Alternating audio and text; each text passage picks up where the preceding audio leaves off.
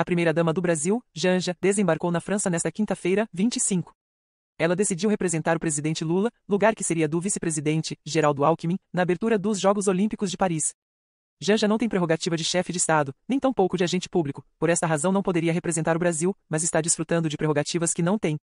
Deltan Delagnol, que foi procurador da República de 2013 a 2021, explicou a situação de Janja de acordo com a lei. Para você. Em primeiro lugar, a gente tem que deixar uma coisa muito clara aqui. Primeira-dama não é cargo. Não existe cargo de primeira-dama, nem na Constituição, nem em nenhuma outra lei. Como não existe cargo na lei, então a Janja não pode ser remunerada como primeira-dama e não existe uma lista de direitos e de deveres desse cargo, ou ainda prerrogativas específicas, como acontece com todos os outros cargos, sejam cargos eletivos, sejam cargos concursados, sejam cargos comissionados, como parlamentares, ministros, secretários de Estado, promotores de justiça, juízes, diplomatas. Assim, a primeira-dama ela não tem nem direitos, nem prerrogativas, nem deveres do cargo que assegurariam o fiel desempenho de missões de caráter público.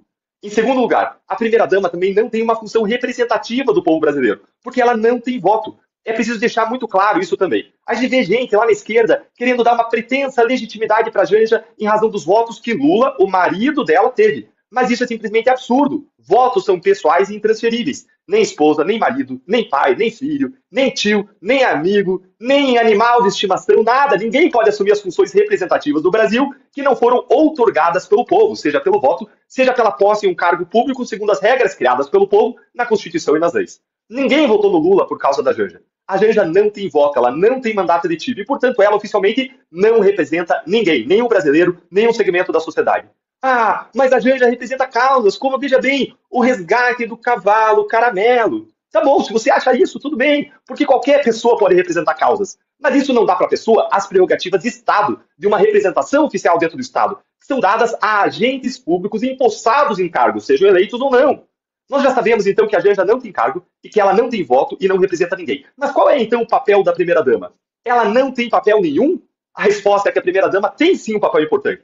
Mas esse papel é exclusivamente social, cerimonial, simbólico e informal, de acordo com as tradições e com os costumes. Ao longo da história, se criou uma tradição de que a primeira-dama atua de maneira informal, sem uma regulamentação específica, ou seja, ela pode sim participar de cerimônias, eventos sociais, oficiais e diplomáticos, tanto no Brasil quanto no exterior, mas sempre num contexto em que o presidente também está presente, já que a primeira-dama em si ela não tem poder representativo, ou então como cidadã, como qualquer cidadão, ela também pode. Tradicionalmente, ainda as primeiras-damas têm um papel muito importante na promoção e no apoio a eventos culturais, internacionais e na divulgação e na promoção de filantropia e da caridade. Algo que, por exemplo, a primeira-dama Michele Bolsonaro fazia bastante e fazia muito bem.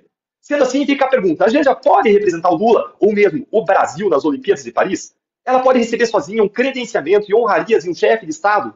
Vamos fazer aqui uma diferenciação entre duas situações. A situação em que a primeira-dama ela viaja no contexto de uma comitiva presidencial oficial, e quando a primeira-dama viaja sozinha, como a Janja agora está fazendo em Paris.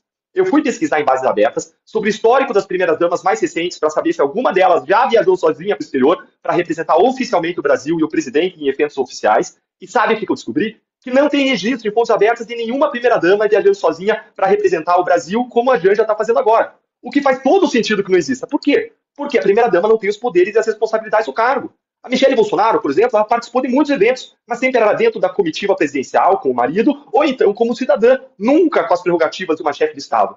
A Marcela Temer, a Ruth Cardoso, a mesma coisa. Fui olhar a Marisa Letícia, então esposa, primeira-dama nos primeiros governos Lula, a mesma coisa.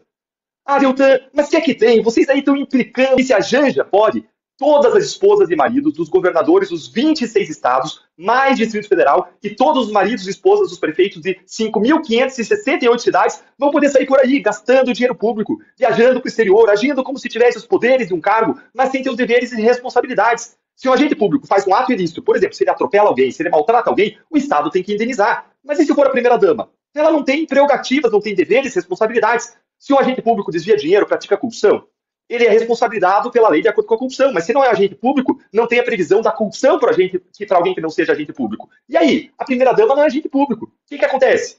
Para um agente público, o Estado paga as despesas de deslocamento, de estadia, de alimentação. E então, os mais de 5 mil cônjuges de chefes de executivo brasileiro, municipais, estaduais, vão poder, a partir de agora, sair por aí gastando dinheiro público sem que a lei autorize? É isso que a gente quer? Portanto, veja o saldo que a gente tem dessa análise, para concluir. Primeiro, primeira-dama não é cargo. Segundo, primeira-dama não tem voto, não tem mandato eletivo e não tem capacidade representativa. Terceiro, primeira-dama ela tem atuação social, simbólica, cerimonial, informal e tradicional com base em costumes. Quarto, não tem precedentes de primeiras-damas viajando sozinhas para o exterior para representar o Brasil com prerrogativas de chefe de Estado. Quinto, se a Janja pode, todos os outros podem, e aí vai virar farra.